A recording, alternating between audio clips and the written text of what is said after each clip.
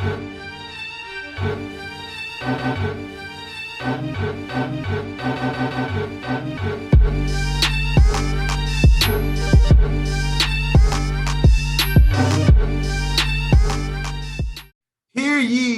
ye. Welcome to another edition of Young Kings Wrestling, featuring this sovereign sound boy. As always, you can find us on most platforms streaming podcasts, including Spotify, iTunes, YouTube, Google Podcasts, and iHeartRadio. If you're listening on iTunes, leave us a review.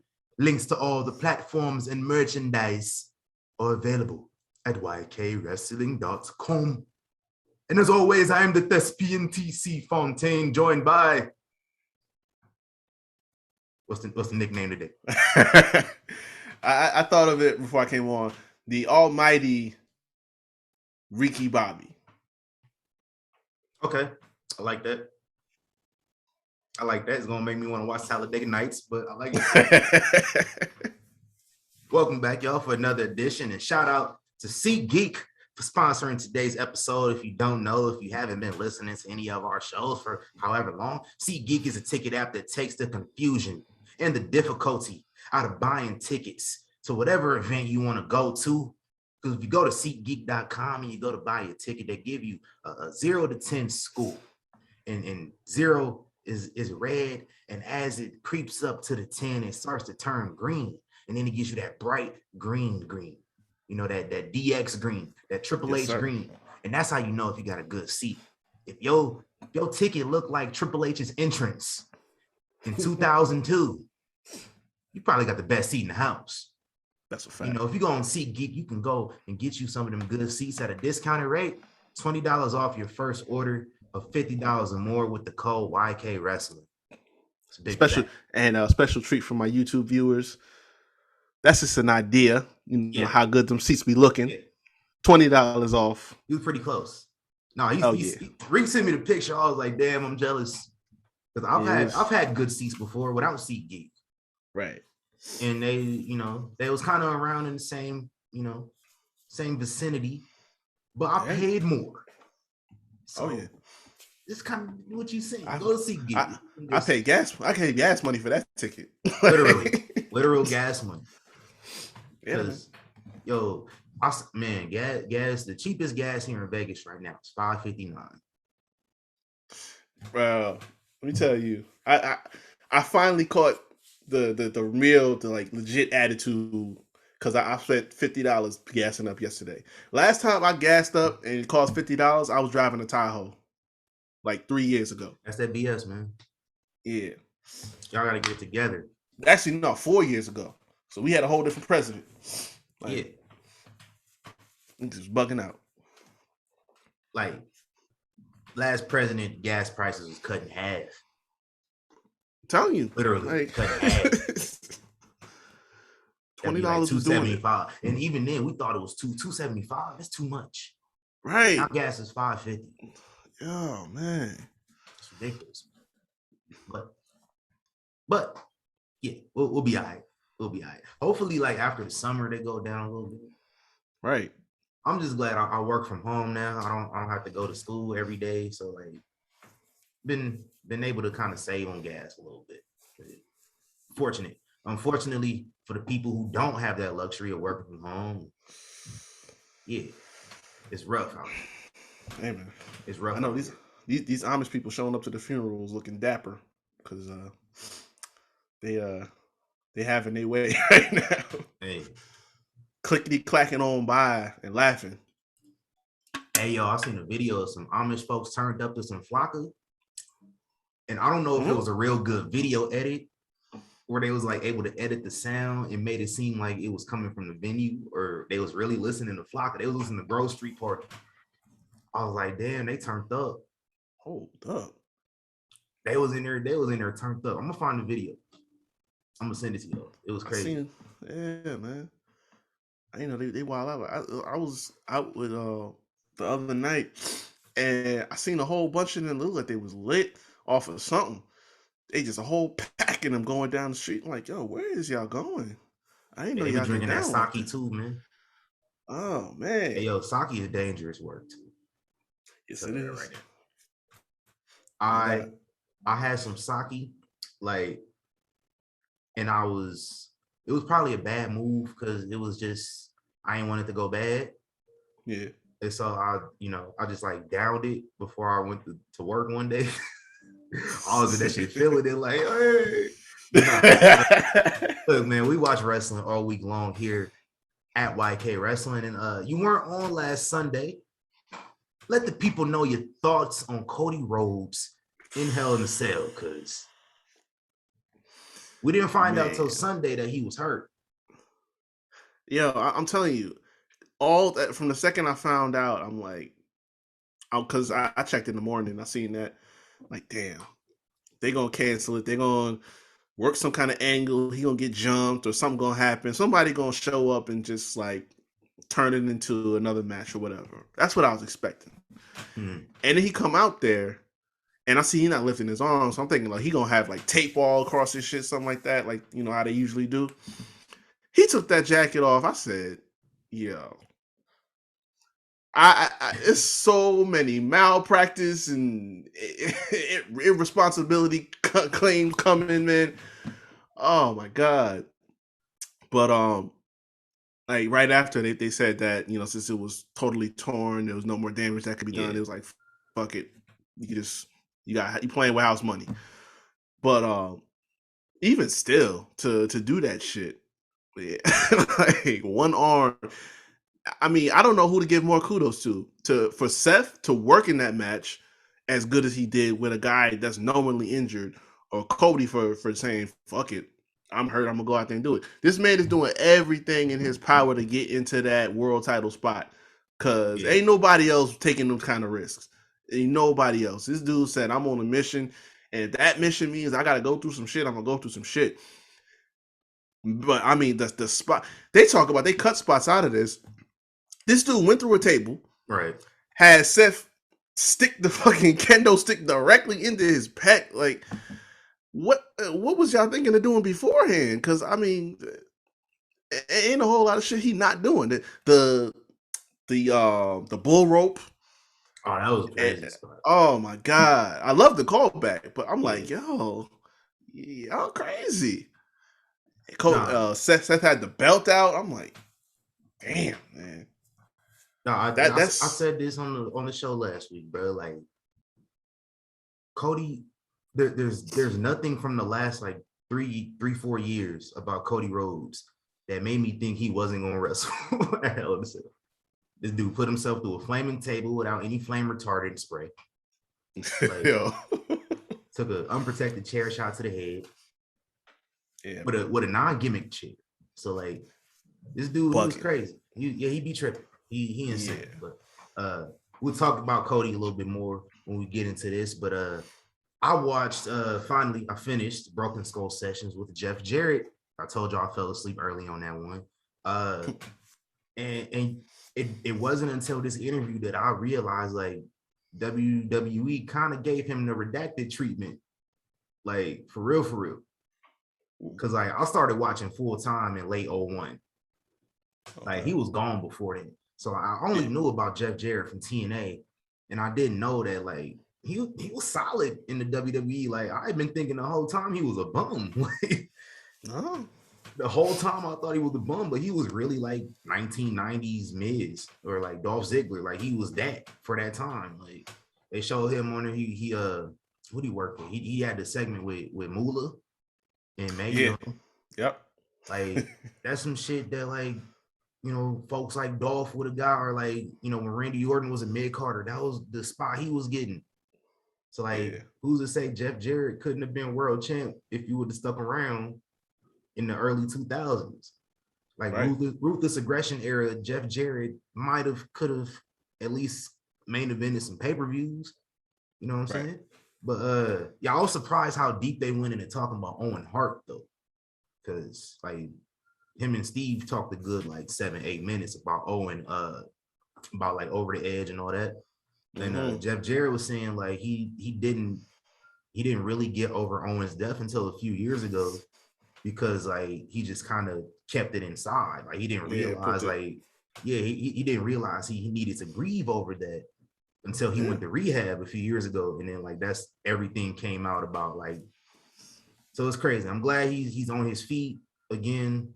You know, he's able to stick around in wrestling. Like hearing him talk about doing business, like the wrestling business, and like how he left TNA, all that. It was interesting. It's an interesting watch. I recommend. Did you catch any 03 again this week? Where are you at on that? Oh man, I didn't catch any this week. I know next thing coming up is Vengeance 03, which outside of like one match, just like the rest of that shit, I don't really care for like that. Actually, no. I think it's Cena and Undertaker's on that card too. Yeah, but yeah. I think there was a cruiserweight title match when they called it. Like, that was decent. If I remember correctly, it's Googleable. Let me go check it. Yeah, I don't remember. I might have to check it. Because I know Ray got the cruiserweight title. Now, let's see what Google has to say. Wikipedia, right? Yeah. Let's see. No, there wasn't a cruiserweight title match. No. Eddie Guerrero did win the U.S. title. I was about to say they started that U.S. title tournament. Vince versus Zach Gowen was on this card. Oh God. Oh, they had the barroom brawl. I remember that. That was fun too. Yeah, I'm gonna check that one out. I watched Judgment Day 2000 the other night on a whim. Like I was like, let me. I was just gonna turn on some WWE as like background noise. I was gonna get on my computer, do some shit, and I seen Judgment Day 01. They had it like featured for some reason on like an Attitude Era section. I was like, turned it on. And I was like, no, I don't want to watch 01. I want to watch 2000 because that's when Taker came back. Right. So like it was actually a good show. Like we had Too Cool defeated Edge, Christian, and Kurt Angle. That was okay. We had Redacted took on Chris Jericho for the IC title. Eddie Guerrero beat the other members of the Radicals in a triple threat. Shane McMahon defeated the Big Show in a Falls Count Anywhere match. That's when Big Show got electrocuted. That was fun. Road Dogg and X-Pac beat the Dudleys in the tables match. And after the match, so like Gerald Briscoe is hardcore champion. He had won the hardcore title off Crash Holly on SmackDown a few days before. Mm-hmm. And so at the beginning of the show, you got the McMahon Helmsley in their locker room. Got Triple H, Vince, Steph, X-Pac, all them in the locker room and stuff. And Gerald Briscoe is like, anybody want some coffee? I'm gonna go get some coffee. So like he leaves, and then they cut to Gerald Briscoe. He getting jumped because he got the hardcore title. So like he was running around all night. And so he ended up coming out after the Dudleys lost. I think he cost the Dudleys the match, if I remember correctly. But he was out there after the Dudleys lost the tables joint. And the Dudleys put his ass through a table. He got his ass cooked. Man. He got his ass cooked. He got cooked. Hey, you didn't go down like that, huh? He got cooked. But the main event, though, for the world title, Triple H versus The Rock. You know, The Rock had won at Backlash like the month before. They hot potatoed the fuck out this belt for like 3 or 4 pay-per-views straight. So like, they were wilding. The Rock doesn't win at Mania for whatever reason. So they end up doing a match at Backlash that they should have did at Mania, Rock and Triple H straight up. Yeah. The Rock has never won a main event at WrestleMania until he beat John Cena. He's never won the title in a main event at WrestleMania ever. Wow. So crazy. So The Rock wins at Backlash. Then we get the Judgment Day. They had an Iron Man match. And Undertaker comes out, you know, returns as American Badass because Triple H, before the match, he was like, I want to do this on my own. So he told Steph and Vince and Shane to go back to the locker room. But he ended up getting put, he got pedigreed through the announce table. And Shawn Michaels is the guest referee, if y'all remember. Shawn Michaels does like the fastest 10 count I've ever seen a ref, and it was still a regular 10 count, but it was fast. Yeah. You know, like when they do the 10 count now, the ref take that beat. Yeah. No, So Sean was like 1, 2. I was like, damn. So like Triple H get counted out. So we tied up. It's 5-5, and it's like 4 minutes left in the match. Yeah.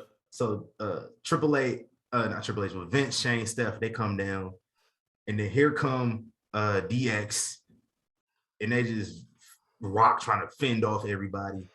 And then Taker come out. Taker came out with like 2 minutes left. Came out, cleared the ring. Shawn Michaels took a ref bump on the outside. Maybe like, you know, when DX came out, for some reason, Shawn Michaels would take ref bumps and then be out for minutes. Like, bro, you wrestle. What are you doing? Right. I never understood shit like that. Like, he did that multiple times when he was referee. So Shawn comes to as Undertaker chokeslams Triple H and disqualifies The Rock. So Triple H wins the title with like 1 second left. But The Rock won it back the next pay-per-view. So like they was hot potato on this belt like crazy. It was a fun show though. So if you haven't seen that one in a while, go check that out. I don't know what the Jericho match was like because I skip redacted matches all the time. I got something about redacted coming up, but yeah, good show. So I'm gonna figure out what I'm gonna watch this week and be right back here next week talking about what we watched. So news and rumors, what we got? Woj and Reeksky. Oh man, so this is like kind of just came up over the weekend. Paige is set to be done in less than a month. She talked about it. Well, first she dropped a post on Twitter talking about how July 7th is her last official day with the company. It is with the Paige here. Yeah. She's cool about it. Like, you know, there's no hard feelings and she's not upset or nothing like that. But as she talked until she get on Renee podcast. Probably. She got on her Twitch just the other day talking a little bit more about it. The last couple conversations she had about it, it's been real non-committal, kind of like dodgy and shit like that. So it's like she knows what's up by now. She's been around long enough. But, you know, she don't have ill will towards them, especially how much they done helped her with, you know, the alcohol issues, paying her through, you know, her injuries and time that she's been off and just keeping her on the payroll, especially with everything that's been going on. So she's been cool about it, and you know, she still at some point she still wants to get back in the ring. She doesn't know when, but she's not gonna have a compete clause, so she should be, you know, whenever, maybe the time like when the summer's over, we might see her again. Who knows? But she mentioned something that's going it kind of got me hot because she said she was hoping that she could stick around in, you know, maybe a manager or you know, promo role. And it got me thinking, because I know you're going to bring this up later about the SmackDown Women's Champion, or I'm sorry, the SmackDown Champion. That's what she calls herself because she don't like the terminology of being a SmackDown Women's Champion. Somebody got to get the mic out of this woman's hands. And if that's what you kept Paige on for, you should have did it. Because, goddamn, I'm about sick and tired of hearing this woman talk. Yeah, it's getting nuclear levels of bad with me. Only SmackDown champion I acknowledge is John Bradshaw Layfield. He won the SmackDown championship, never lost it. I'm about to say they did him cold too. They never gave him his belt. They never gave him his belt. I was mad. I wanted to see what the belt looked like. Right, like I never knocked Teddy. I never say nothing bad about Teddy, but damn it, you did that man dirty because you announced this whole. You made him go through that whole match knowing Batista was backstage. Right, you let that match go on uninterrupted. Still be the main event, player. Like, you let him win. You came out with the bag. Like, okay, I got a belt for you. And I was like, you know what? Right. I ain't gonna get this to you, player. We got us a draft pick and a world champion at the same time. So you can have another title. You can have a title match. You know what I'm saying? Well, I'm just gonna keep this in the archives. Y'all see this probably in 2030 or something like that. That's cool. We need to know what the SmackDown Championship looked like for real. Right. They probably just put the fucking some other shit in the bag. They don't need to see it, but oh well. What else we have, man? Or some people writing books. Oh man, so I know you heard about this before. Vince is shopping out his memoir to some publishers. It's going to be about him building WWE. So it's basically what you've been waiting for all this time. Yeah, man. So I am interested to hear about this. I got to come out with the Netflix movie too. Yeah. They keep talking about something going on. It was either Netflix or A&E, something that they're doing for Vince in terms of his biopic or something. On the flip side, Chris Jericho was on Booker T's show, the Hall of Fame with Booker T, and it talked about a whole bunch of topics, but the tail end of it was him talking about he's going to be writing, brace yourself for this, a self-help book. Yeah. Okay. Yeah. And I'm quoting him. I'm quoting him here. It's the basis is helping you to achieve your goals through the eyes of Chris Jericho. That's the concept. Yeah. I have no comment, man. Yeah, I didn't either because I got nothing for that. I really got nothing. Like, what do you? I want to know what it's going to be called. Honestly, I want to know what the title is going to be on that. Like niggas lose weight one time. They want to. You really feeling yourself now? Oh, okay, all right. But, hey, listen, no comment for me because no comment. If I speak, I am in big trouble. In big trouble, and I don't want to be in big trouble. I can't knock a self-care. If it helps somebody out, then I can't knock it. So if it's gonna help somebody, then by all means. But I mean, I guess so. And we got some injuries this week. Oh man. The injury bug is really biting a lot of people because I ran this down before we started. All over and almost exclusively white land. CM Punk, Sting, Adam Cole, Bryan Danielson, and Scorpio Sky, I think there's one other person, all got hurt within the last week. And now what y'all doing in Vegas, man? I don't know, man. I don't know. Something in the water. I don't know. But this weekend y'all have some extracurricular injuries going on out here in Vegas. Oh yeah, it was some shit. Y'all let me find out y'all grab one of them business cards when y'all walking the strip. Let me find out. I know what kind of business cards. Let me find out. I've seen those business cards. But this weekend, we got a couple more, and this last one gonna hurt your heart. But first off was Xia Li after she lost in their match to Lacey Evans, which I'm a little upset about because first off, this flip flopping you do with Lacey Evans is getting on my nerves. We need to stop it. But I mean, Xia Li was one of the few from NXT that I thought when they brought up it was really going to get a solid push, and I don't like what they've been doing since then. But she got helped off during the commercial break when the screen was dark and cameras wasn't on, so it wasn't looking too good. I haven't said anything on it yet, but it looked like she had to get help to the back. But the big one, NXT is back on doing live events, and they had one this weekend. And your guy, the Don, yeah, that guy. He seemed to suffer a shoulder injury.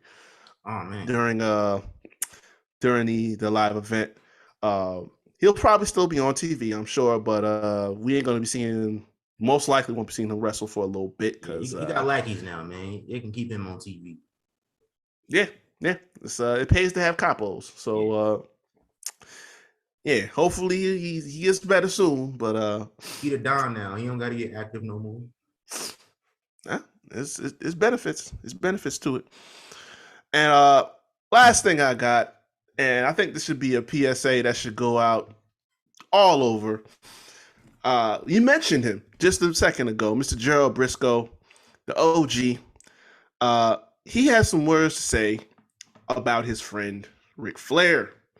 Because for those who don't know, I don't know how you wouldn't know, July 29th, Ric Flair is having Ric Flair's quote-unquote last match. And Fight is selling a bundle for 280 motherfucking American dollars in the middle of a recession. It ain't no way in hell. It ain't no way in hell. Nah, bro. Like, I saw that shit earlier, bro. What? Yeah, I seen that too. If I was rich, that would be too much for me. I'm sorry. Right. But no, he had an interview with Sportskeeda, and he was asked about this retirement match. And I'm just gonna hit a couple points of this quote. He said, "I told him how much I appreciate his career and friendship all these years, and not saying it in a negative way, but as a lifelong friend and one of his longest friends, you know, there's not a lot of guys like us that are left from that era. And he's gone through a lot of different health issues over the years. And he said, as a friend, you just don't want to see him do this. You know, at age 73 to be, you know, having a match, stuff like that." He said too, it's like, "I'm probably gonna catch some heat for this," but he's like, I'm not gonna watch it.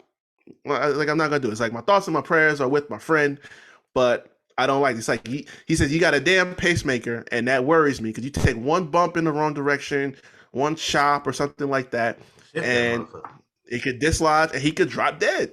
And he said, I quote, "I don't want to see Ric Flair drop dead. I don't want to be a part of that. I wish him well." But yeah, there's a lot more going on. But it's like, listen, I said it when it got announced. I don't know why you're doing this. You almost died just a couple years ago. I don't know why there was ever a thought. We were supposed to see Ric Flair, man. Yeah, there was never a thought. It shouldn't have been in the process of, oh, gee, I wonder when I should or attempt to wrestle again and stuff like that. No, that should not ever happen. He got 5 ex-wives, bro. He need the money. Right. So I'm like, yo, I think what really set this off was, you know, the whole shit with the controversy with Dark Side of the Ring and all this other stuff, all that you know, those commercials and everything he was doing, people was backing off him. It's like, well, shit, now I got to drag my ass up here and get myself a wrestling match again. It's a damn shame, but nah, man, I this hit home because I'm like, damn, like, Briscoe, like I said, is one of the OGs, and he's been around the same amount of time. And for him to say this, like, that should have been something that should have woke something up. Like, yeah, he's saying too, it's like, you know, some people are doing it for the money, but it's like, for him, it's like that's some ego in there, which I agree. Like, you're not doing this if you know, in tune with yourself, and you don't have all that bravado about yourself. But nah, man, I shout out to the OG for this quote, because I've been saying this since it happened. Like, I do not want to see. I'm not gonna watch it. I'm not looking for no streams. I'm just going to cross fingers. Like, we gonna cross fingers and say a prayer for the man, and hope he wakes up the next day perfectly intact. Yeah. But if anybody want to die in the ring, it's gonna be Ric Flair. So yeah, more than likely, he probably preferred it. But let me circle back to Chris Jericho real quick, because Montel Vontavious Porter, I'm about to put you on the throne, man. He pulled up for the smoke. Going on about 2 years though. Waited 2 years to pull up. He said, "Oh, Jericho, where?" Jericho didn't. He didn't tap in with me. He didn't check in with me to let me know he was in my seat.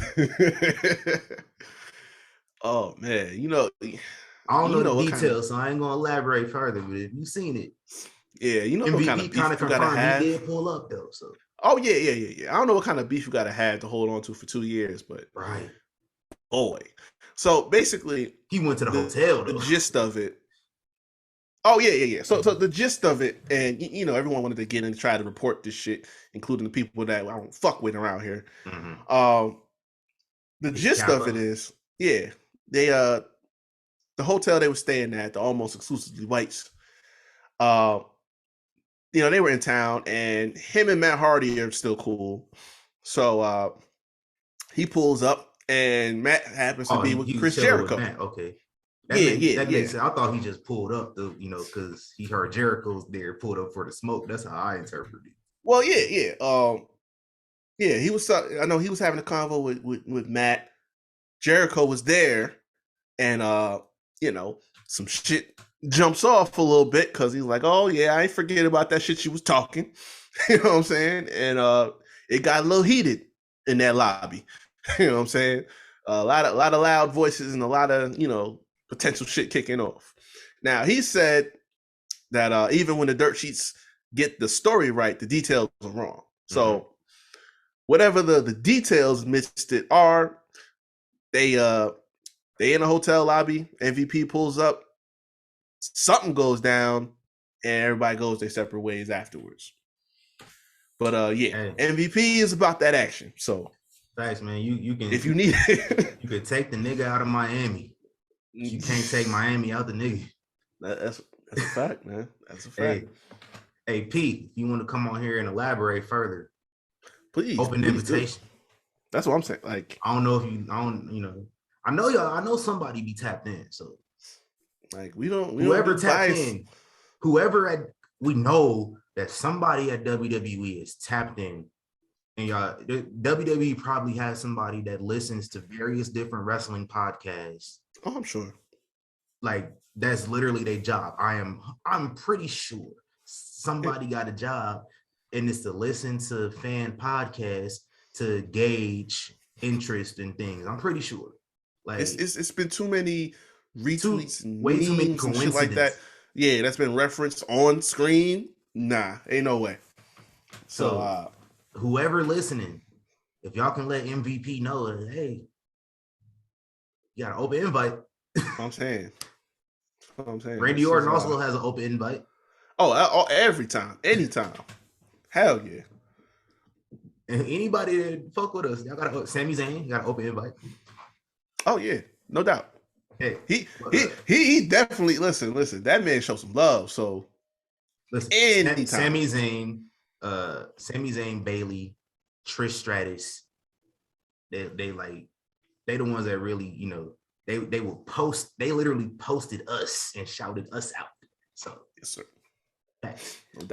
Real quick, let me get this out the way. I have an update on the Snow Bunny scandal. All charges dropped from Dr. Umar. So donations, gifts. Yeah. Umar sound bites are retired on this show, so they will be used going forward. I will say I'm willing to dismiss without prejudice, just in case. I like to leave the door open for new evidence to be submitted, because if some DMs get dropped, we reopen in this case. Listen, we don't do the double jeopardy over here. So we can't, if whatever happened at what was the name of the mall? Cherry Hills Mall? Cherry Hill, yeah, Cherry Hill Mall. Whatever happened with that, we can't charge you for that again. But listen, man, something else come out? Oh, we on you. We giving you the R. Kelly treatment. Because I'm like, you seen the lady came up and recorded the girl that was there. Yeah, she was asking her about what happened and shit like that. Like, listen, if you got a good cover story, I'll look the other way. You know what I'm saying? But I'm just saying, I'm watching that video. Y'all was real friendly, real laughing, kind of hard and shit. Bro, he did the thing. He bent down and laughed. Yeah, that's how funny it was. Right. It's funny. You gotta. That's why I said I'll dismiss without prejudice. Because if some DMs get dropped, I'm gonna have some shit to say. Oh yeah. All right, I'm gonna have it. Like which Umar was showing up to the Cherry Hill Mall? Was it Dr. Umar or was it Philly Time Umar? Because Philly Tom Right. Umar is a different nigga. Was it Dr. Umar Ifatunde or was it Yeah. Jermaine Schumacher? Who was it? Which one was it? Oh man. But, in due time though. But real quick, let's before I get into Peasant of the Week, let's talk about Obi-Wan. Ooh, yes. You caught up. Yes, sir. Man. Finally That's caught the up. code. Another reminder for y'all. Oh, man, listen. Another reminder for y'all. He the GOAT villain. Like he popped in on Reva like, I will tolerate your weakness no longer. Bro, we I was just talking about to this. do a James Earl Jones impression on this show. So, Nah, ain't no way. I was sitting up there right up to because it was like towards the end. I'm thinking, okay, all right, so we ain't gonna see him on this episode. And right as the camera panned out, you heard the breathing. I was like, oh shit. You going to the principal's office now. Right. And then they cut to this man power walking. I have never seen this man power walk before. So he power walking and cocked back and grabbed Shorty. I'm like, oh nah. you know you done fucked up now, bro. Yeah, the next 2 episodes about to get spooky. Yeah. Hey, what Dollar Bill say? Gonna be trouble. Trouble. Hey, yo, Players Club is on Netflix again, y'all. So I was watching that the other day. You already know. Oh man. So check that out. Let's check that out. And fuck Boston as well. Amen. Game 5 about to pop off in a little bit. But it's tomorrow. It's tomorrow, actually. It's tomorrow? Yeah. I was just looking. These motherfuckers. I was so ready to watch some hoops tonight, bro. Yeah, I thought it was tonight too. But now no, it's tomorrow. Yeah, they be changing the schedule up and shit all the time, dude. Yeah. Like that's the shit I don't understand. Cause like before it was perfect. It was the finals start on Thursday and they play on Sunday. I think the next game was on Tuesday and then Thursday and then Sunday. It was simple. Now they changing the days up and stuff. Like y'all could have went to the OG format because the whole reason they had the old format of the finals was to accommodate Boston and LA playing each other all the fucking time. So I mean, it's still Cali to Boston. So take it back. Just give me what I want. Restore the feeling. They need more time to fix the series. Yeah, that's all it is. That's my point. That's the first thing I wake up and check in the morning. Who's refereeing the game tonight?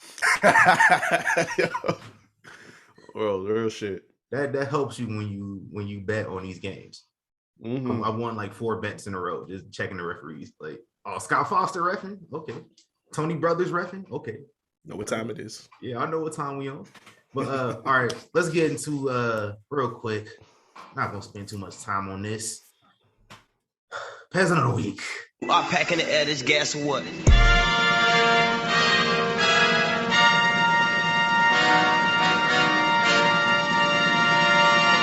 peasants, few peasants.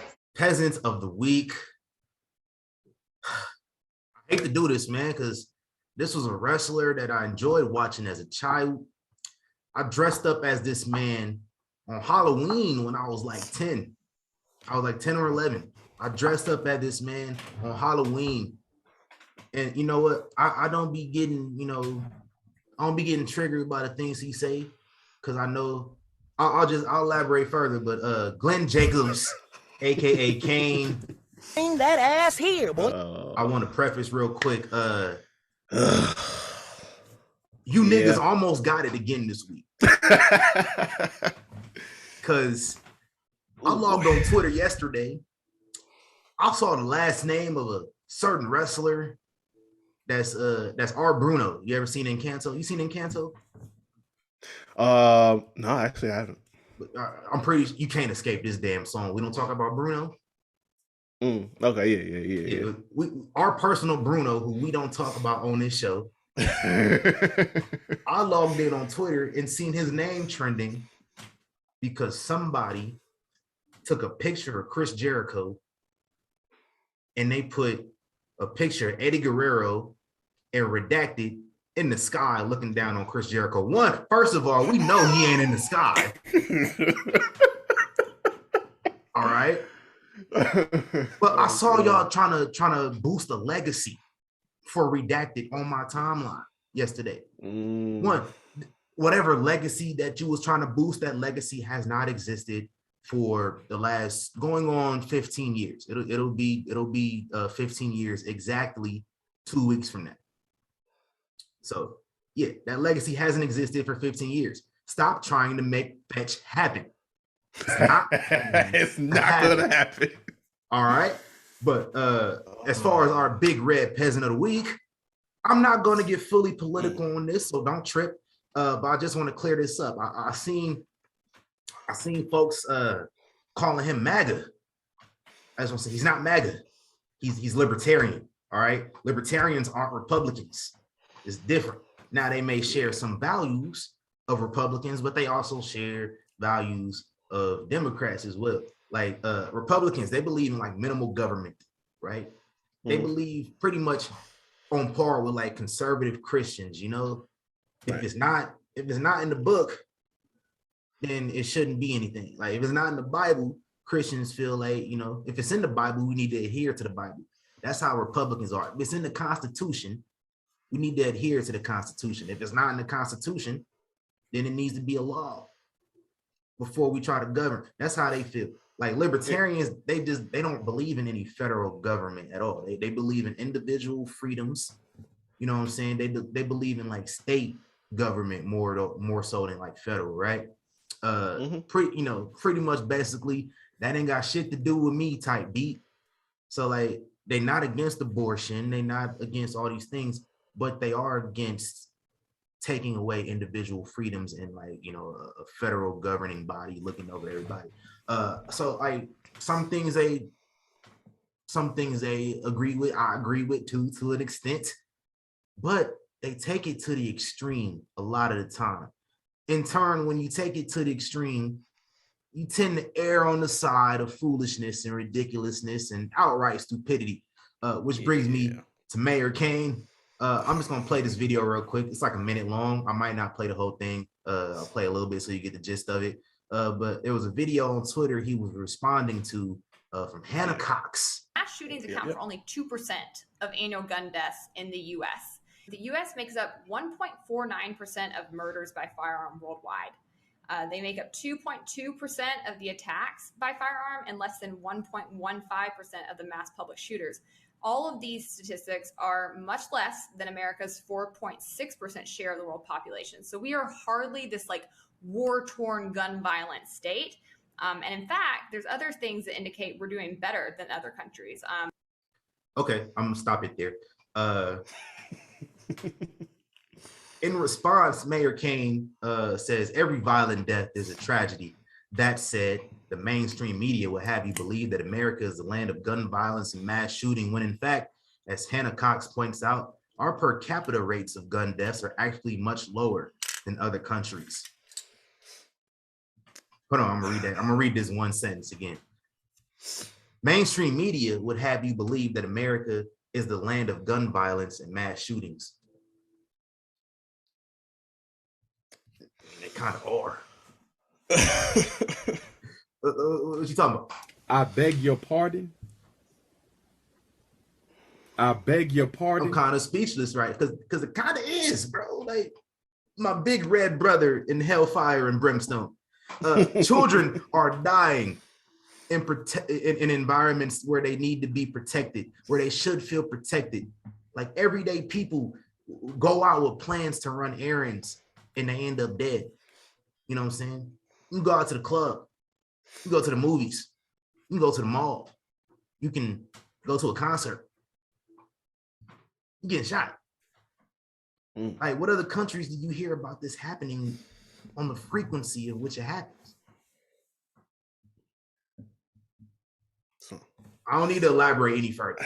You out here trying to say, "Oh well, it's not as bad." It's still bad.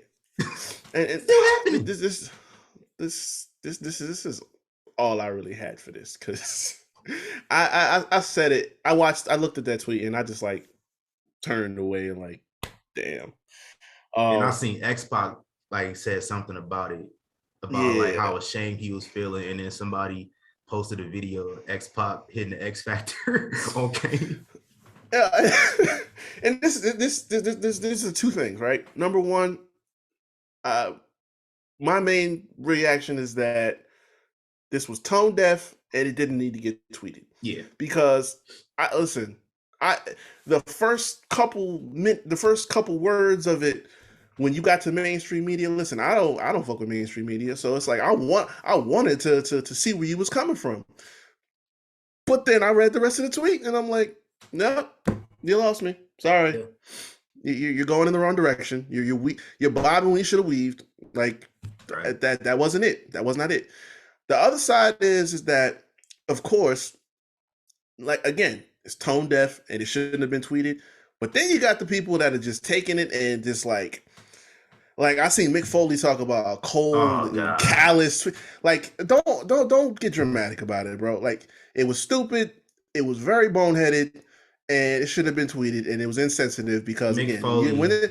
when you got kids involved in it, then you need to have a higher level of sensitivity. Period. End of story. Yeah. All this, it was cold and calculated. You broke my heart, and all that shit. The Xbox was saying, like, bro, ease up, relax. Yeah. Like, y'all going for retweets at this point. Like, just chill out. Voice your disappointment and move on. Yeah, because Mick Foley has never turned down an opportunity for a cheap pop. I seen somebody like run back every one of his, whether it was BLM, something about Trump. And it was just like a whole quarter run of it. He did it like when folks get released from WWE all the time. Right. Like, you just jump on the train. Come on. What did Fat Joe say? Even Roy Jones was forced to lean back. X-Pac turned into one of them dudes too.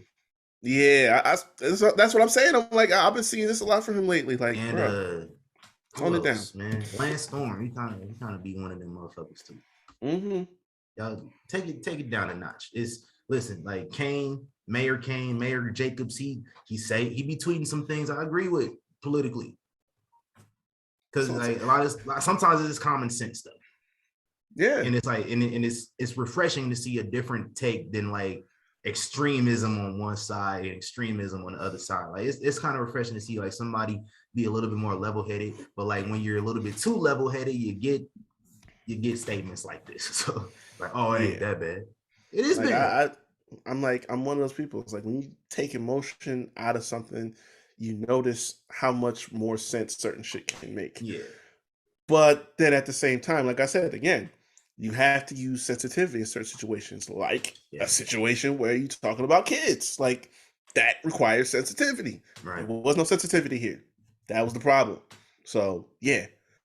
That's why I use the term tone deaf, because that's exactly what it was.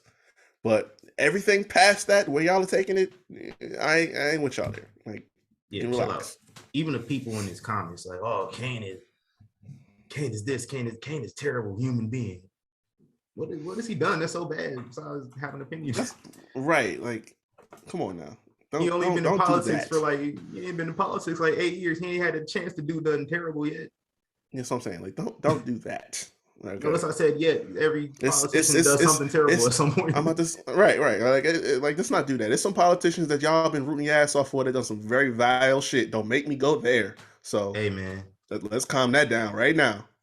Which is crazy because, like, as I was doing my research for Peasant of the Week, I was going through Kane's timeline to find a tweet, and he tweeted something earlier today that I agreed with. That's all I'm saying. But yeah, but when we're talking about people dying, yeah, you getting this work. So yeah, hopefully we won't gotta add you on here no time soon. But yeah, let's think before we tweet. Enough politics for today. Let's talk about some wrestling. Where are we going at first on our weekly breakdown? Oh man, I gotta start off with Raw and the hack job, the performance of the century. Yes, man. Oh, Seth gotta get an Oscar. I love getting worked, man. Me too. Like, and I got worked for real. I was thinking like, yeah. But let's talk about it. We kicked it off. Cody Rhodes comes out there and talks about having to get surgery, and talked about Hell in a Cell. And out comes Seth Franklin Rollins. Y'all seen that? Seth Franklin Rollins comes out and shakes his hand, like gives him his props, like Say you were the better man last night. Yeah, it's all good. And Cody, he goes and salutes the crowd and everything up at the entrance ramp, and we thinking it's all good. Here comes Seth with the sledgehammer to the back. And yeah, Cody was talking about he was gonna be back for Money in the Bank. I don't think so. Yeah, Seth I Rollins, got that, Chief. He got his ass cooked. He got cooked. Adrian, you didn't go down like that, huh? He got cooked. yeah. So as much as I want to see him live again and run it back at Money in the Bank, nah. First, don't do that shit because you're gonna do it after surgery. There's a difference between doing it before surgery and after surgery. Yeah. Like your suture's gonna come out, you're gonna be bleeding all over the ring. We don't want that. That's what I'm saying. Like, you know, the damage was done already, so you were playing with house money in Hell in a Cell. Yeah. Afterwards, now you taking some risks that you don't need to take. Like that falls under the category of the wrong kind of bumps, and we don't believe in those on this show. Right. I know they gave you. I know they gave you the Ray Lewis Super Bowl joint, whatever they gave you, but nah, fam. But secondly, but nah, this was how good we got worked, because I was getting pizza. Like I just got my pizza and I'm watching on my phone, and I tweeted out. I was like, "Damn, Seth can't be no heel anymore after that." Like that's a face. That's an immediate face turn. 10 minutes. I get home. I'm in the house. I look on Twitter, and I got like 3 comments saying, "Oh, spoke too soon." I'm like, "Time out." Get on my DVR, rewind to right there, and I see this motherfucker come up with the sledgehammer. Like, you had to make a fool out of me, bro. You had to make a fool out of me. So thank you, Seth. Yeah, I agree. But yeah, so thanks, Seth, though, for at least putting this man out of his misery, because he was gonna do some bullshit and come back. Yeah, I think like outside of the kayfabe, I think it'd cheapen the moment at Hell in a Cell. Like this was probably the biggest moment in Cody's career. Oh yeah, he might have won the world championship. Like you even had Alka-Seltzer giving a 5-star match to Seth Rollins. Imagine that shit.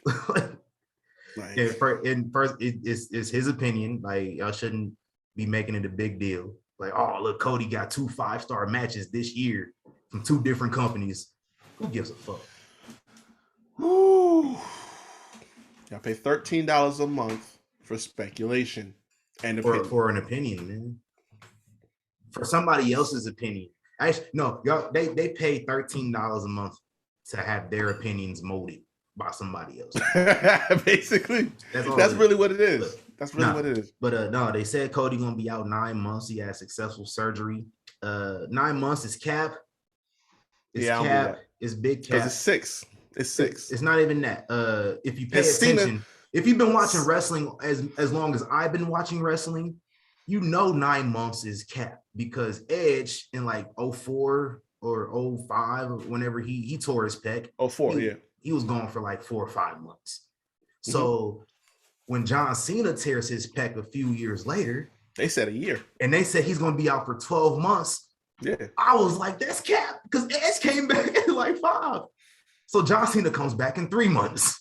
Yeah, like Triple H tore his pec a few years ago at 49 years of age. And he came back in like 4 months and wrestled a no-holds-barred match at WrestleMania.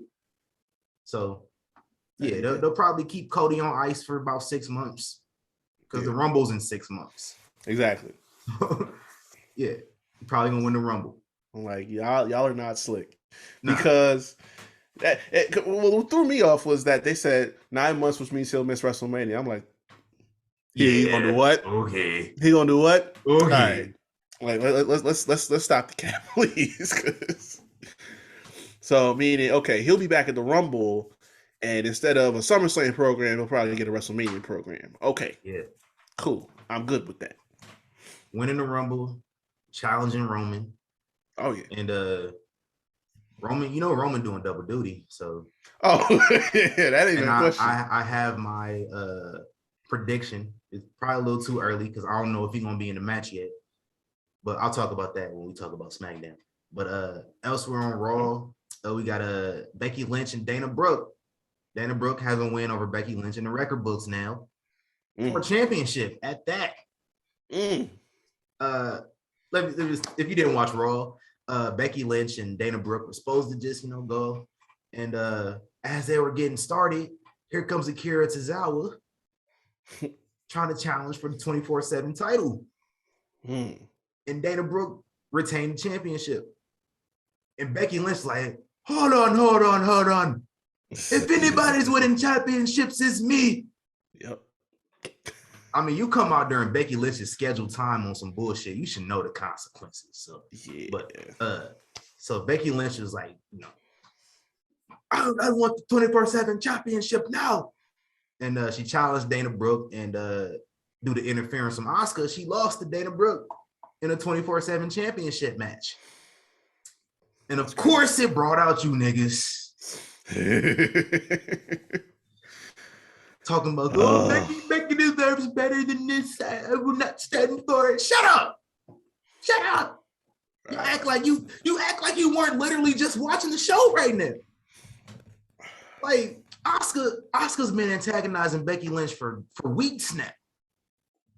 They've been antagonizing each other for weeks now. That was the literal point of her losing this match, was because Asuka cost her the match. Shut up. But I mean, just going deeper than that. I've said this. I'm getting tired of saying this. Act like y'all have watched this before. They are working an angle. It's been going on since WrestleMania. She lost her title. She going on since Money in the Bank 2 years ago. Really and truthfully. But it's like she lost at Mania. Then Asuka got the opportunity over her. Then she got into the match. She lost at Hell in a Cell. She lost on Raw. This is a story. Like, you have to let it get to where it's going.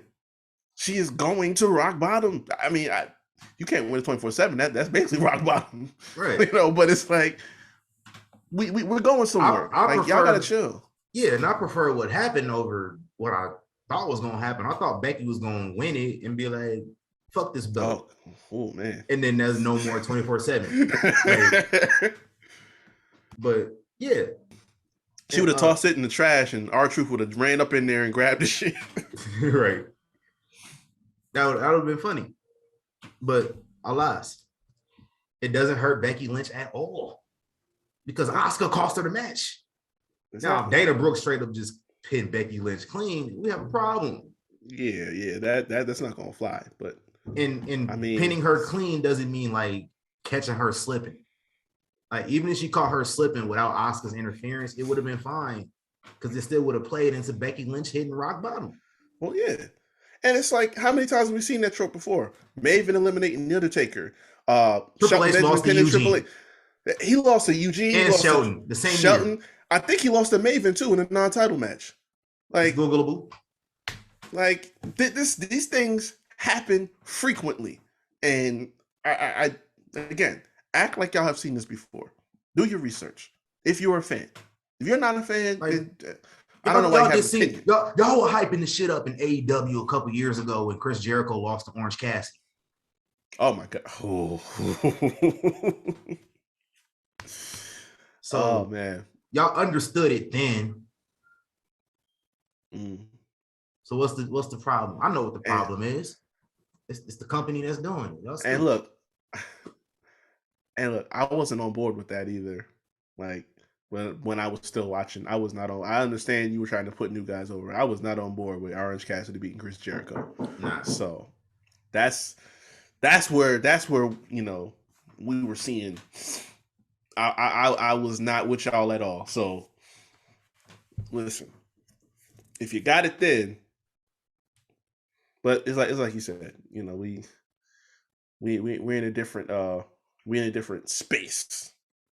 Because when you leave almost exclusively white land, the rules change. Yeah. So I Googled it, and Triple H does not have a one-on-one loss to Maven. But Triple H beat Maven to retain the world title on an episode of Sunday Night Heat in 2003. Oh! Yo, I'm glad, because I'm sitting up there, I'm like, yo, I definitely saw a random ass thing about Triple H and Maven on Sunday Night Heat when I was watching Raw on my watch back. So I think that's coming up, and I'm about to find that episode and watch it too. Yeah. Triple H defending the title on Heat is crazy.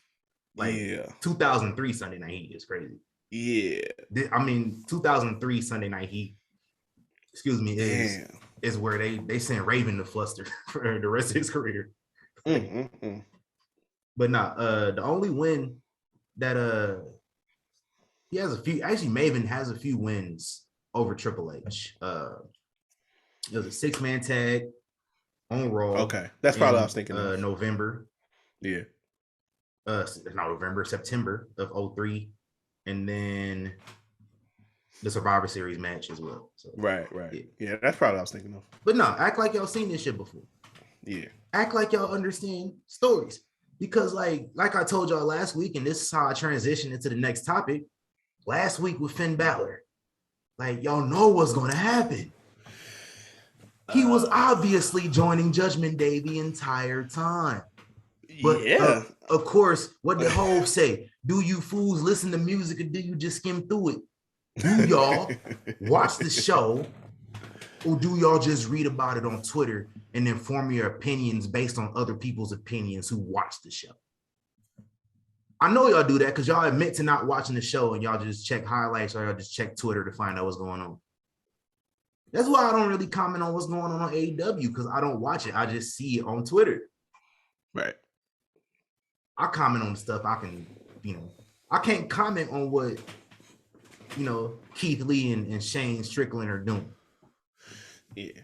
I see they tag teaming and I see they in a random tag team that y'all don't like random tag teams apparently, but have no problem with this one. But I see that's what they're doing. I see they getting on TV. I don't know how often, but I see it's pretty consistent compared to last year. So I can't comment on it though. Well, look, y'all don't watch it and comment on it and then have a problem with it. So we knew Finn was joining. If you was watching it, you knew it was going to lead to this because it always leads to that. He's losing. He's been fucking losing all the time. Y'all know that he's losing. Y'all have a problem with him losing, but y'all don't know the context behind these losses. It was always going to lead to this. What we didn't know was that Edge was going to get kicked out this motherfucker. Yeah, but something felt off from the second he came out because that was too straightforward. I'm like, so you telling me, and I said it, I tweeted as it happened. I'm like, Finn is way too calculated for shit like this. Him just showing up, got his music played out. He's just coming out here and just out openly saying, okay, yeah, I'm gonna join y'all. I'm like, something don't feel right. Like he might be pulling the Daniel Bryan from 2014 with the Wyatt. That's what I thought. Right. But then the priest was like, oh, nah, we gotta get rid of Wink Link and hit that left turn, and it's you. I'm like, whoa, hold up, fam. That's how they kicked Booker T out the NWO. Yeah, I'm like, yo, what? That was that super kick. I'm like, yo, damn, fam. I didn't know he was getting down like that. He beat the shit out of Edge. But y'all love the long-term storytelling, right? There's so much long-term storytelling with all of this, and y'all didn't even peep. Like, because Finn got kicked out of the Bullet Club, the group he made. And he could kick somebody else out the group they made. You know what I'm saying? But I'm not mad at it. Edge kind of was overshadowing Rhea Ripley and Damian Priest just a tad bit. Because it was Edge and his cronies. But now I feel like they all equal. It kind of reminds me of the Shield a little bit, where everybody's on an equal. There's no leader. They just all about the smoke. And Finn Balor needs this more than anybody. Fuck yeah. And probably the best thing to come out of this, Edge gonna get his old theme song back. So. Oh hell yeah. I said it already.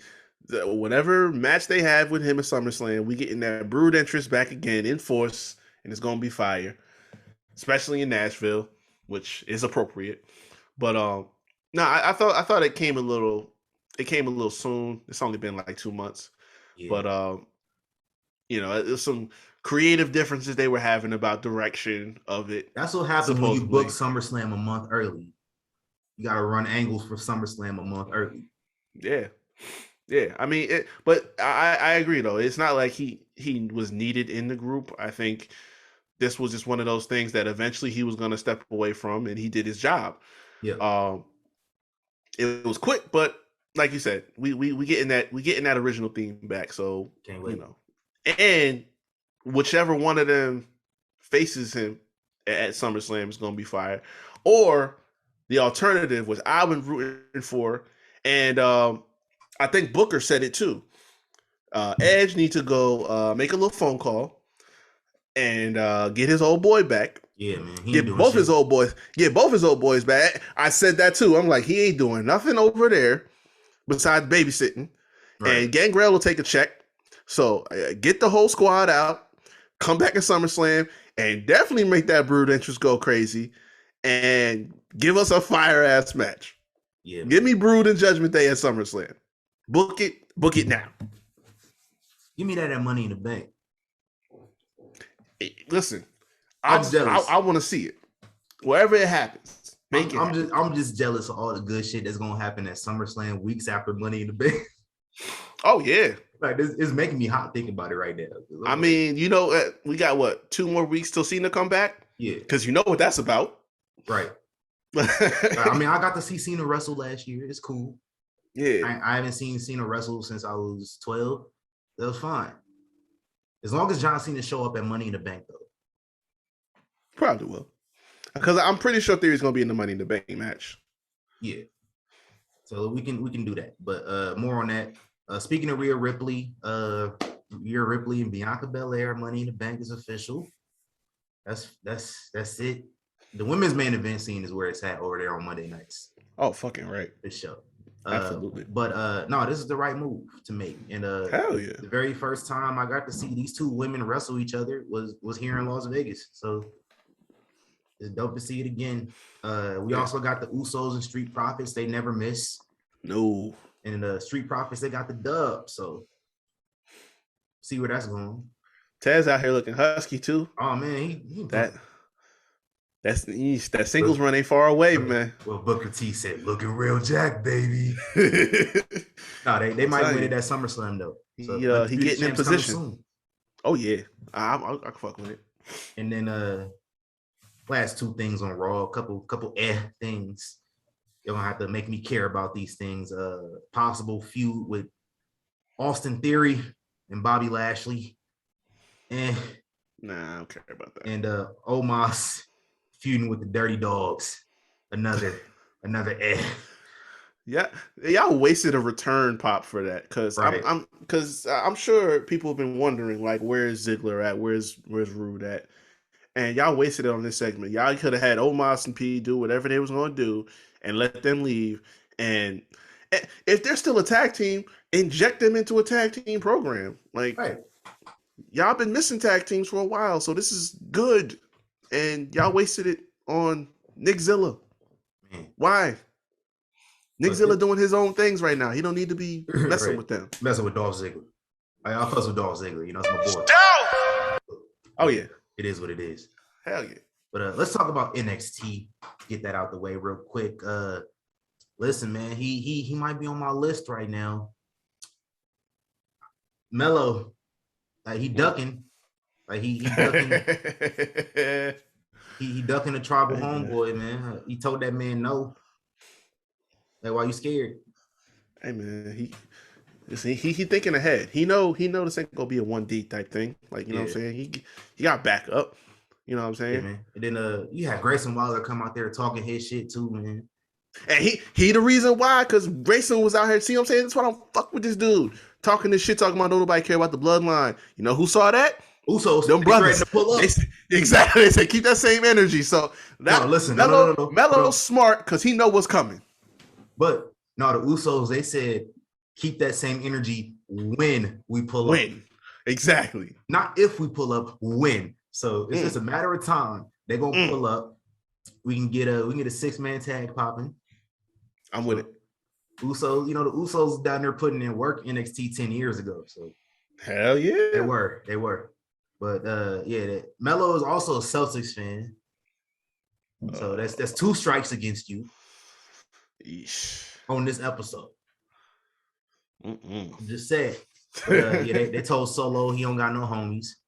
So we'll talk soon on that. But oh god, yeah. talked a little bit about the D'Angelo family. Apparently, they did not get Elektra Lopez in the deal. She didn't sign the contract, which like I wanted to see her, but it is what it is. Probably would have been too much anyway, so it's fine.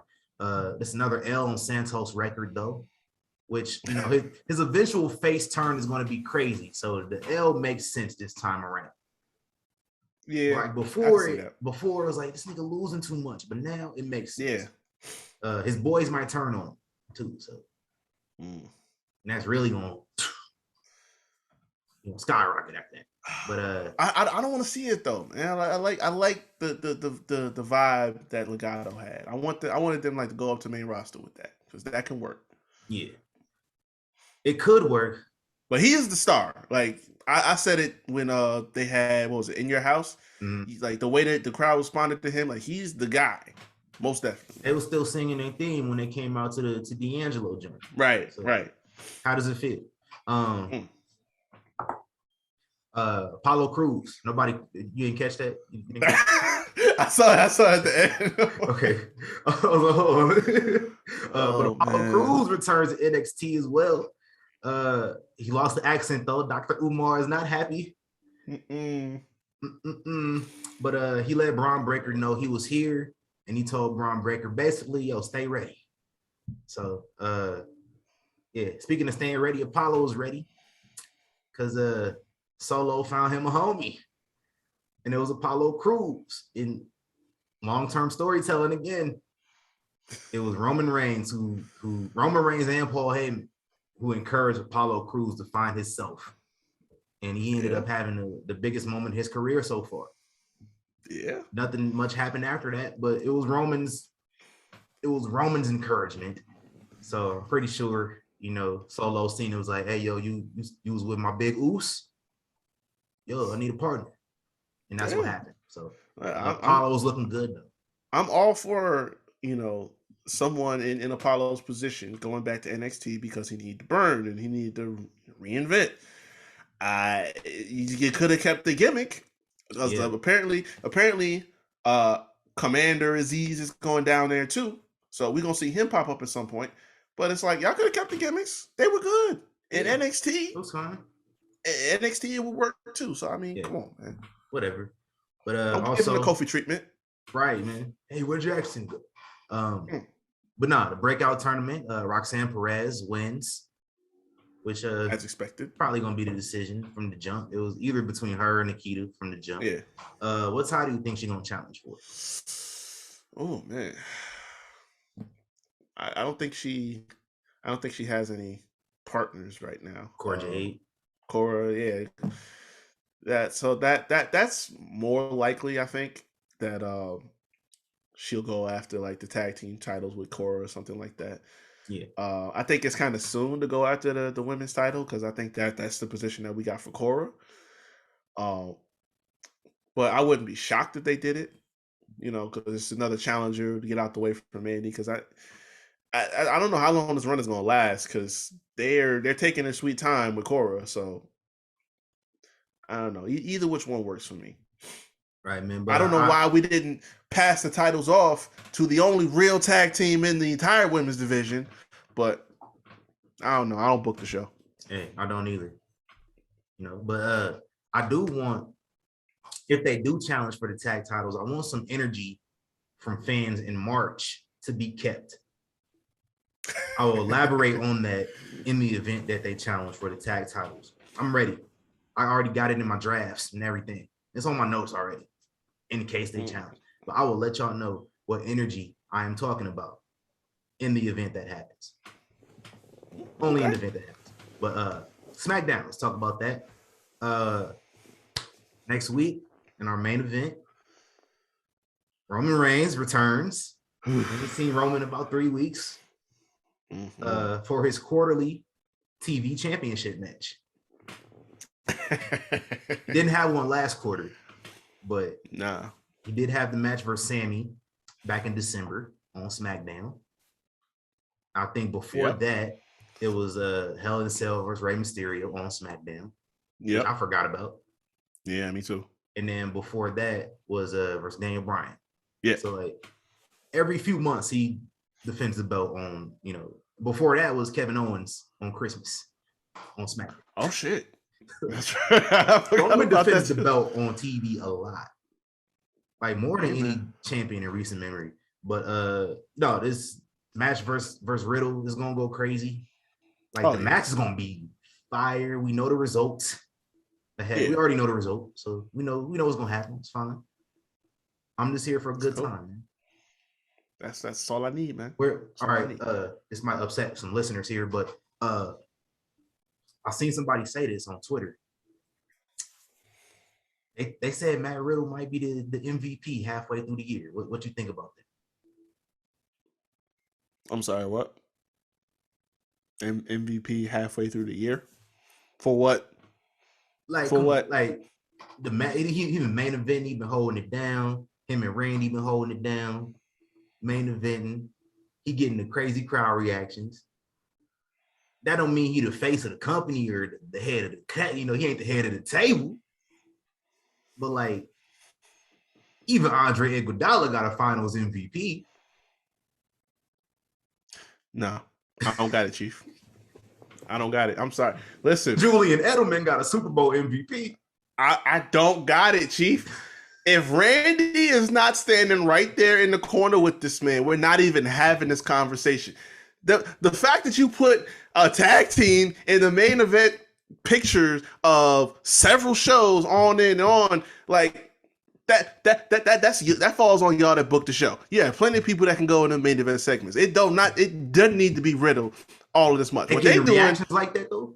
But they're capitalizing on the young people, the kids and everyone like that. They're hyping this the most, so they're capitalizing on it because Riddle appeals to them goofy ass teenagers and the kids and all the shit with the 420 shit like that. I don't necessarily agree with the take. I'm just saying it was interesting. Listen, they're tapping into their biggest demographic. Why wouldn't you? It's bringing in you dollars. So of course, if their biggest demographic is enjoying one of your acts, then you're gonna promote it more. It makes sense. Okay, cool. I ain't saying he the MVP 6 months into the year. I'm not giving him that. I will not. Ain't no way in hell. I'll give it to Sammy before I give it to Riddle. Adrian Peterson got an MVP. He was never the face of the league. Adrian Peterson came back from a torn ACL and ran for 2,000 yards. He deserved that damn MVP. So they have an award designated for instances like that called the Comeback Player of the Year award. He didn't get that, did he? I think he might have, but he got the MVP too. He should 2,000 yards. Should have got both. It's probably a bad. Oh no, they gave it to Peyton Manning because of the neck. Oh yeah, okay. Which I understood that, yeah. But no, I'll give it to Sammy. I'll give it to Bianca. There's so many people I give it to. I'm not giving it to Riddle. I listen. But is he at least in the conversation?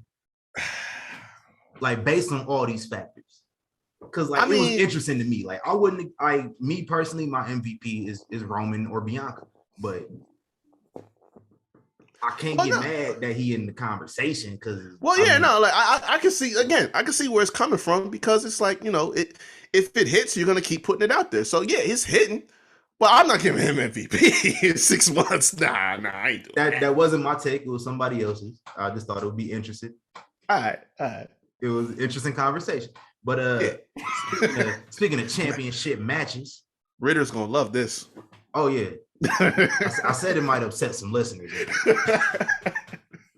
No, speaking of championship matches, we had Ricochet put the Intercontinental title on the line versus Big Goon. Oh yeah, Gunther and Ricochet, man. He got his ass cooked.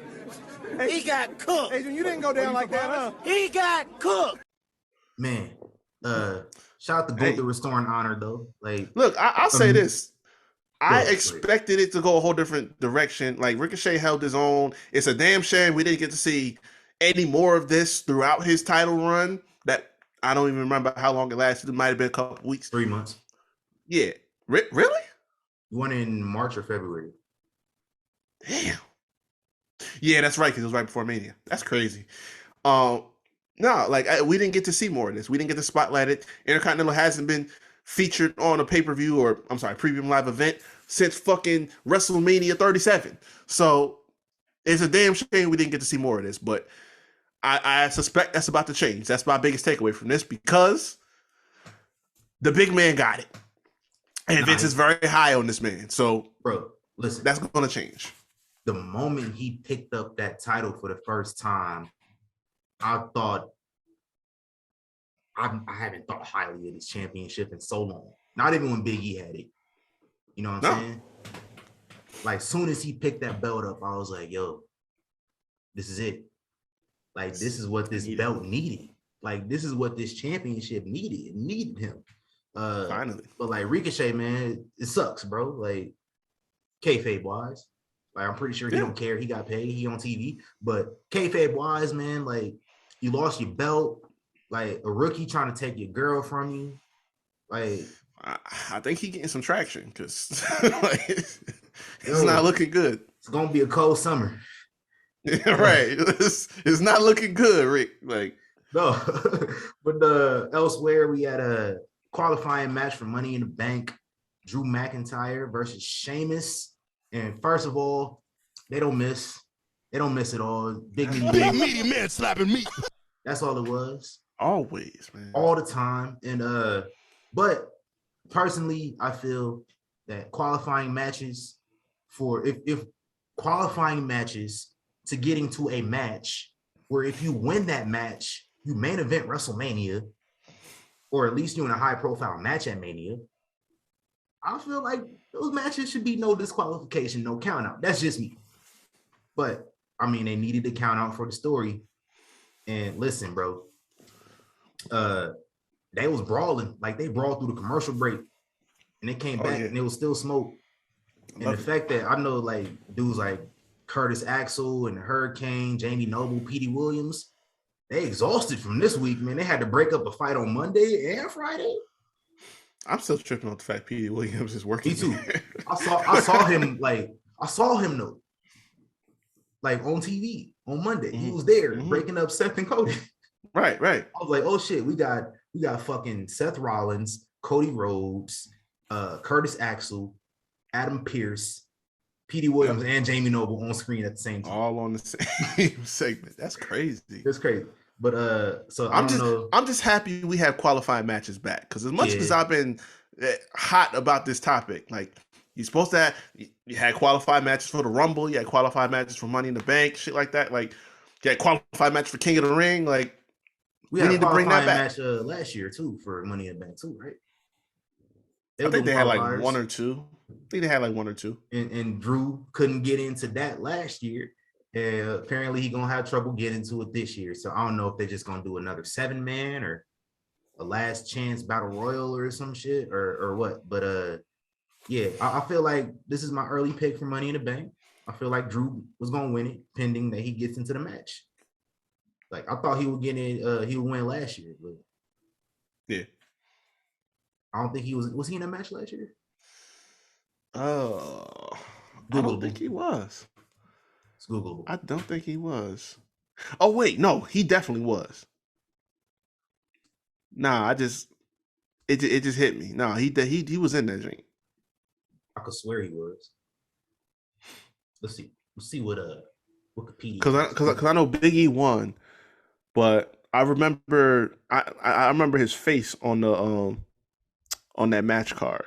He was in a match. Yeah. Yep. So he might win it this year, which would be wouldn't be a bad decision. No, not at all. Him and Roman, and then Cody and Roman. Like, yeah, should be good.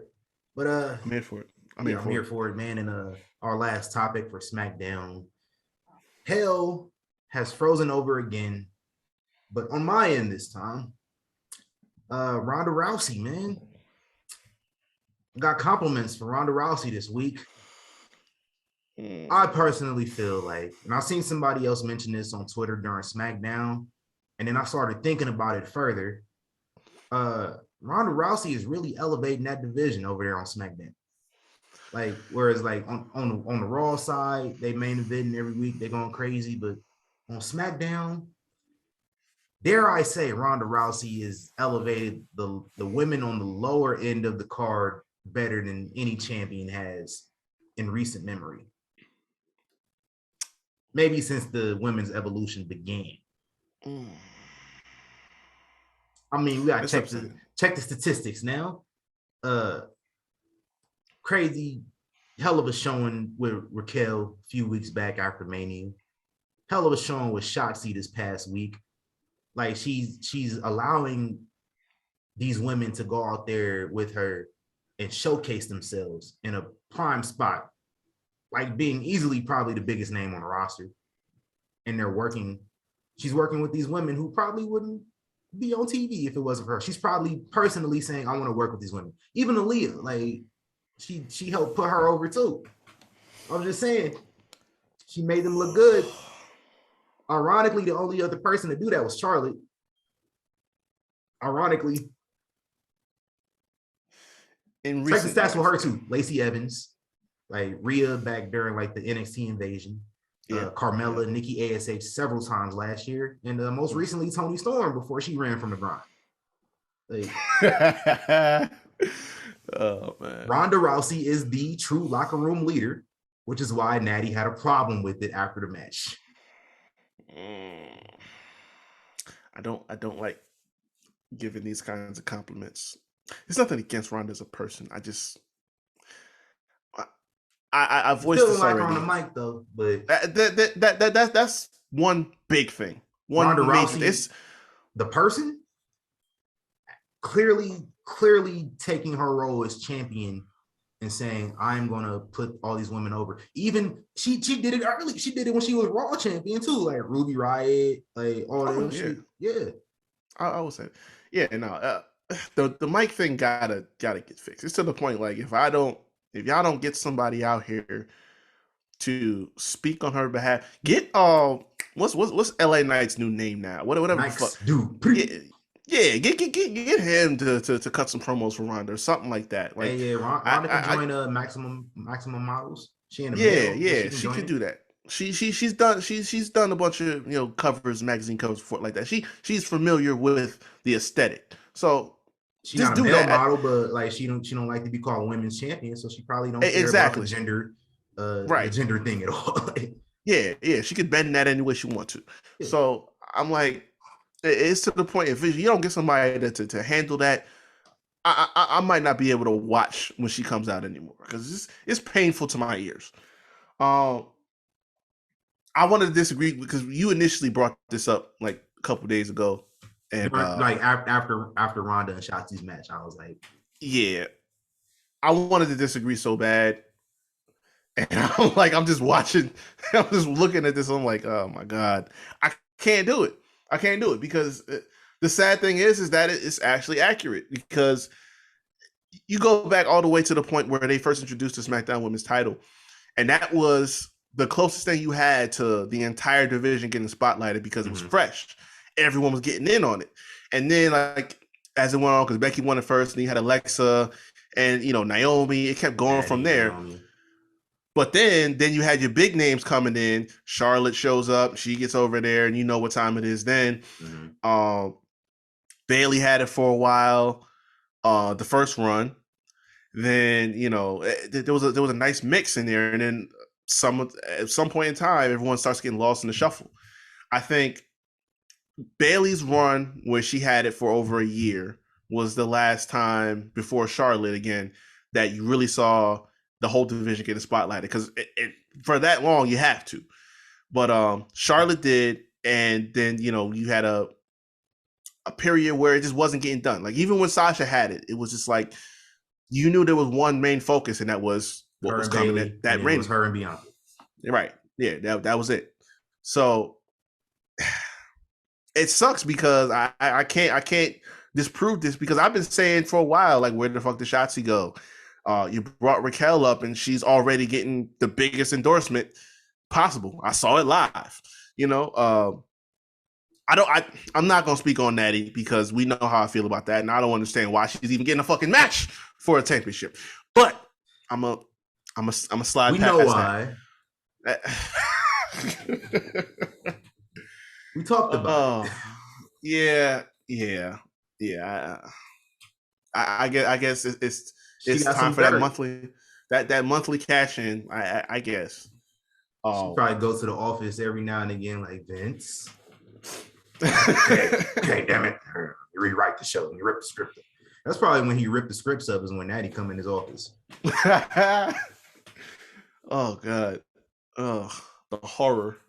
Nah, it's rare that you see at this point all of the women getting some amount of TV time. Like Aaliyah gets TV time. I was expecting to see a few matches with her and Shotzi. But you see in this one. What happened? Building up. Oh yeah.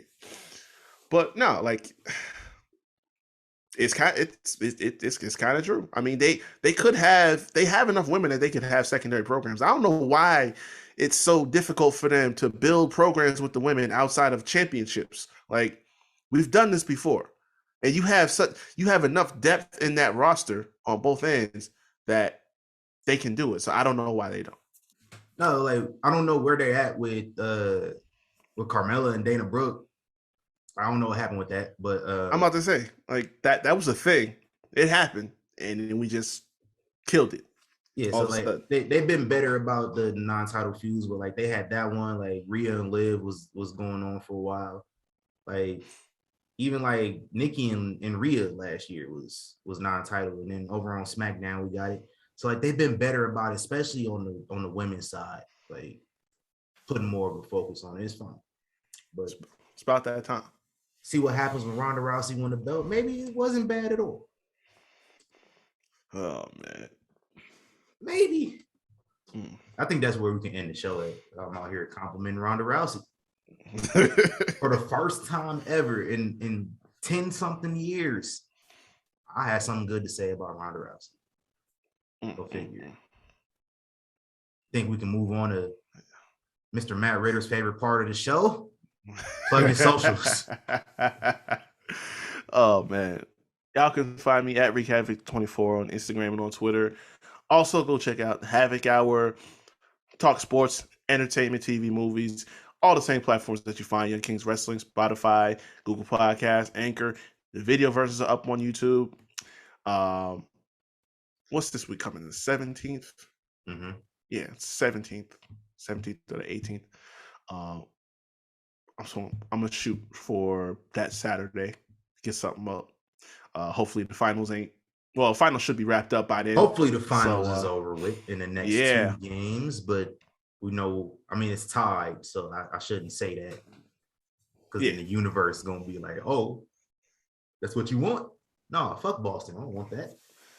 Yeah. So I might have something.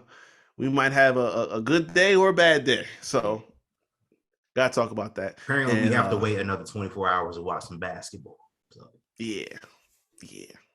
Oh, well. Also got a Scream episode in the works. So we're gonna set that up too. I might be on here with the Ghostface mags. Big facts. Hey yo, I'm the thespian TC Fontaine. I just did it. Scott Hall effortlessly. I didn't even realize it. RIP Scott Hall. Follow me. Let me start over. I am the thespian TC Fontaine. I got way off track. That caught me off guard. I hit the Ayo.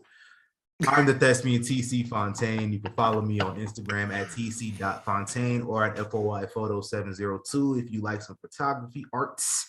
You can follow Young Kings Wrestling everywhere at YK Wrestling, except Instagram. We're at YK Wrestling.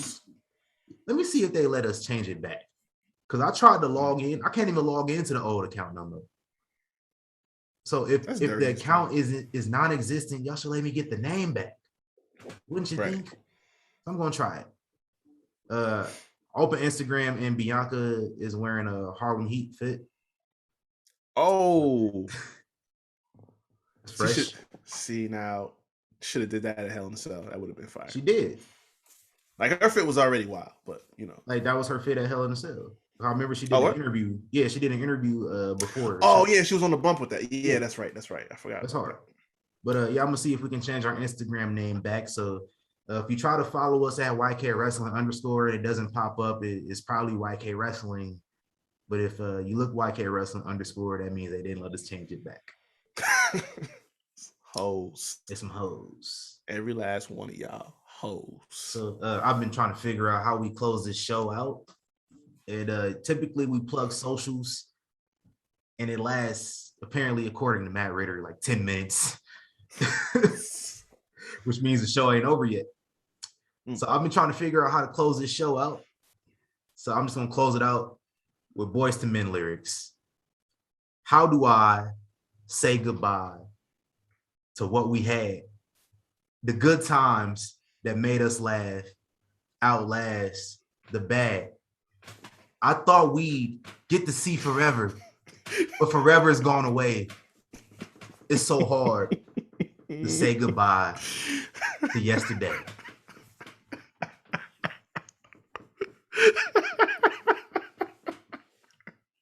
Yeah, you ain't shit. Oh.